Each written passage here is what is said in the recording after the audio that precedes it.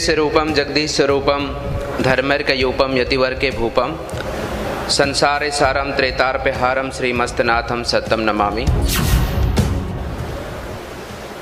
बोलिए महायोगी गुरु गोरक्षनाथ जी महाराज की। पिछले एक सप्ताह से महायोगी गुरु गोरक्षनाथ जी की इस तपोभूमि पर लगातार चल रहे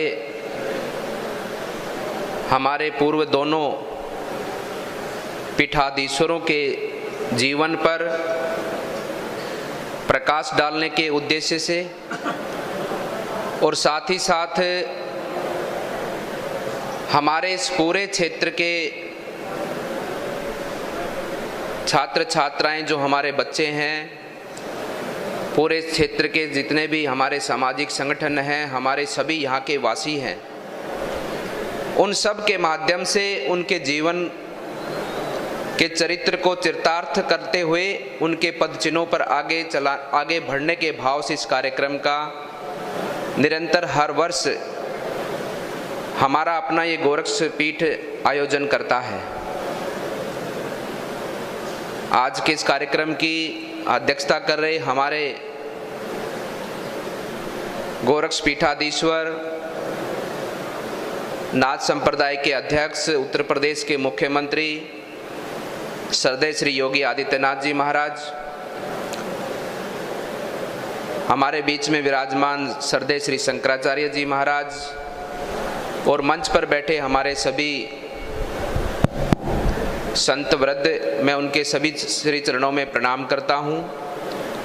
और सामने विराजमान पूरे इस गोरखपुर क्षेत्र से पधारे हमारे सभी भक्तजन, संस्थान से जुड़े सभी हमारे शिक्षक, अध्यापक अध्यापिकाएं, हमारे संस्थान से शिक्षा को ग्रहण कर रहे हमारे छात्र छात्राएं,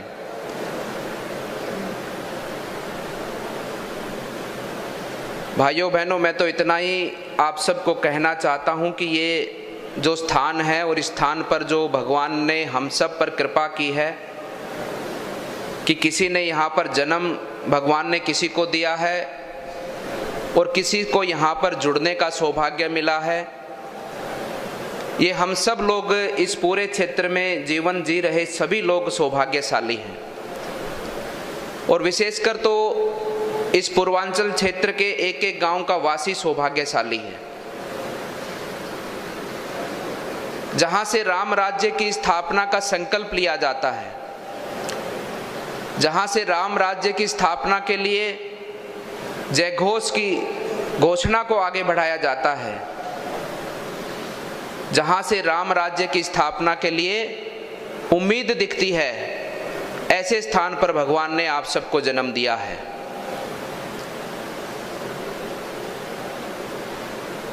ये पीठ और इस पीठ के जितने भी कार्य, सेवा कार्य, समाज की सेवा के हों, समाज के उत्थान के हों, प्रकृति के उत्थान के हों, धर्म की रक्षा के हों,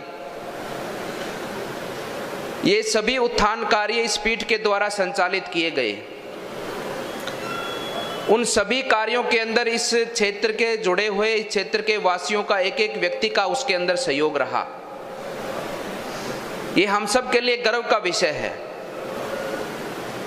इस पीठ के साथ जुड़कर आप सब भी आज जिस प्रकार से पूरे भारतवर्ष में राम राज्य की स्थापना के लिए एक उम्मीद जगी है, ये उम्मीद को पूरा केवल मात्र इस पीठ के महंत नहीं अपितु इस पूरे क्षेत्र में गोरखपुर वासी सब लोग मिलकर पूरा करेंगे। इस भाव से हम सबको मिलकर काम करना होगा। आज पूरा देश आप सब की ओर देख रहा है। आप सब जानते हैं, आज कहीं भी जाते हैं, गोरखपुर का नाम लेते हैं तो सामने वाले व्यक्ति के मुख में एक प्रसन्नता आती है। आपको बड़े गर्व के साथ में देखता है वो, बड़ी उम्मीद के साथ में देखता है वो, बड़े विश्वास के साथ में देखता है वो। उसके विश्वास पर खरा उतरने का काम आप सबको मिलकर करना होगा। आज भारत की संस्कृति को स्थापित करने का काम आप सबको मिलकर करना होगा। तभी हम सब लोग मिलकर भारत की जनता की उम्मीद और भारत की जनता के विश्वास को हम पूरा कर पाएंगे। ये हम सब का दायित्व है। यहाँ पर सभागार में बैठे हमारे आने वाले पीढ़ी के हमारे होनहार छात्र छात्राओं का विशेषकर दायित्व है। समाज के सभी सामाजिक संगठनों का नेतृत्व करने वाले हर एक व्यक्ति, हर एक संगठन का दायित्व है। गोरखपुर में जन्मे, गोरखपुर की आसपास की पूरी धरा पर जन्मे एक एक व्यक्ति का दायित्व, आपका विशेष दायित्व बनता है कि आज आपसे उम्मीद पूरा भारत रखता है। और मैं मानता हूं कि भारत के साथ साथ में पूरी दुनिया, ये पूरी दुनिया के समग्र जितनी भी सभ्यताएं हैं, सबको आप सबसे उम्मीद है। आप सब देख रहे हैं कि कितना आज दुनिया के अंदर अराजकता का माहौल है, किस प्रकार से दुनिया के अंदर वर्चस्व की लड़ाई है, एक दूसरे को अपने आप से बढ़कर बताने की लड़ाई है। दुनिया में कहीं भी शांति नहीं है। अगर दुनिया में शांति लाने का कोई काम करेगा तो ये सनातन धर्मी करेगा, और सनातन धर्मियों को आगे ले जाने का काम आप सभी गोरखपुर वासियों का है, इस गोरखपीठ का है। इसलिए मैं कहना चाहता हूं कि हम सबको इस गोरखपुर पीठ के उद्देश्यों को अपना उद्देश्य मानकर, अपना धर्म मानकर, अपना कर्म मानकर देश की उम्मीदों पर हम सबको मिलकर खरा उतरना है। ये ठीक उसी प्रकार से एक बहुत विद्वान गुरुजन ने अपने शिष्य को ज्ञान दिया, और शिष्य ने गुरु से कहा कि गुरु महाराज, गुरु की भक्ति का अर्थ क्या है, गुरु स्थान का महत्व क्या है। तो गुरु महाराज ने शिष्य से कहा कि वो फल की टोकरी पड़ी है, उसमें से एक सेव उठाकर लेकर आओ। शिष्य सेव लेकर आया और गुरु महाराज के सामने रखा, और गुरु ने शिष्य को कहा कि सेव के 4 टुकड़े करो, अमनिया करो। शिष्य ने सेव के 4 टुकड़े किए। गुरु महाराज ने कहा कि अब इस सेव में से क्या निकला? तो शिष्य ने कहा कि इसमें से बीज निकला। तो गुरु ने कहा कि बीज में क्या है? तो शिष्य ने कहा कि बीज में छोटा सा एक वृक्ष है। वृक्ष में क्या है?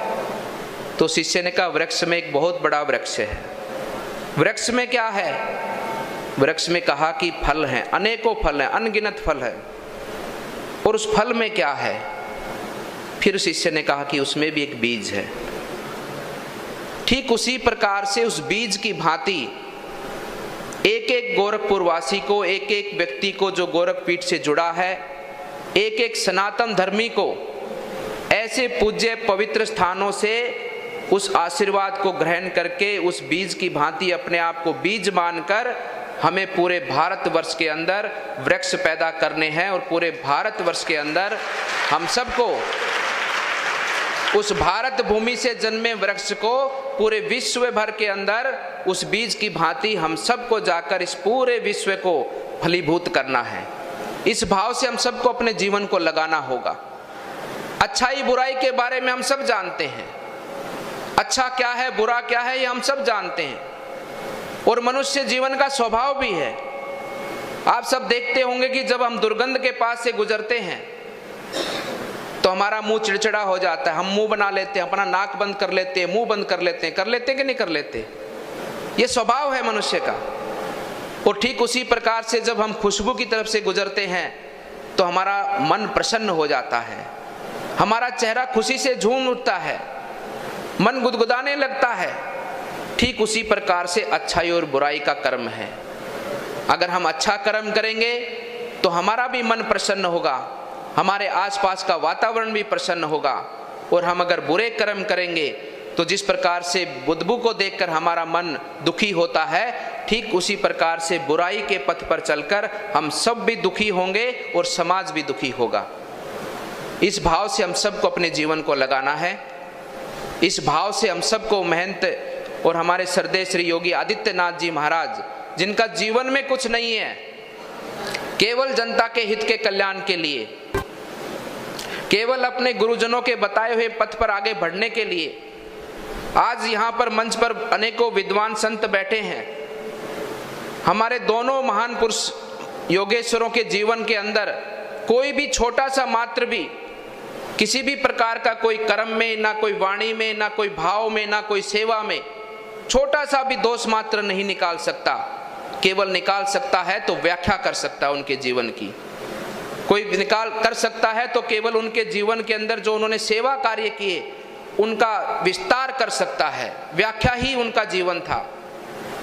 और हमको भी उसी प्रकार से जिनका केवल धर्म, जिनका केवल उद्देश्य, जिनका केवल कर्म मानव जीव का उत्थान करना है, अपने भारत का उत्थान करना है, अपनी संस्कृति की स्थापना करनी है और मानव जीव के अंदर शांति की स्थापना के साथ साथ में सद्भाव की स्थापना को आगे बढ़ाना है, बिना किसी भेदभाव के।